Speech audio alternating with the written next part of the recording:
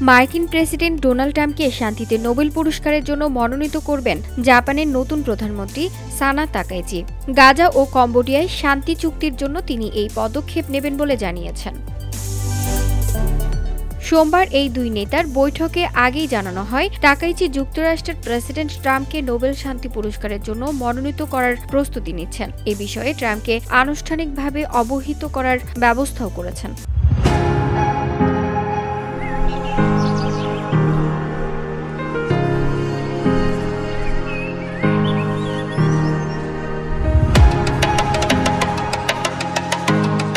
Takaichi বলেন, এই দুটি অঞ্চলের শান্তি প্রতিষ্ঠার জন্য প্রেসিডেন্ট ট্রাম্পের প্রচেষ্টা কূটনৈতিক দৃষ্টিকোণ থেকে এক নজিরবিহীন সাফল্য। তাকাইচি বলেন, এই দুটি অঞ্চলের শান্তি প্রতিষ্ঠার জন্য প্রেসিডেন্ট ট্রাম্পের প্রচেষ্টা কূটনৈতিক দৃষ্টিকোণ থেকে এক নজিরবিহীন সাফল্য, যা বিশ্বের স্থিতিশীলতায় অবদান রাখবে। একাধিক সরকারি সূত্রকে উদ্ধৃত করে সংবাদ মাধ্যমের প্রতিবেদনে বলা হয়, তাকাইচি মনে করেন কম্বোডিয়া ও থাইল্যান্ডের মধ্যে যুদ্ধবিরতি, ইসরায়েল ও ফিলিস্তিনি যোদ্ধা গোষ্ঠী হামাসের মধ্যে যুদ্ধবিরতি প্রতিষ্ঠায় ট্রাম্পের ভূমিকা ছিল অভূতপূর্ব ও ঐতিহাসিক।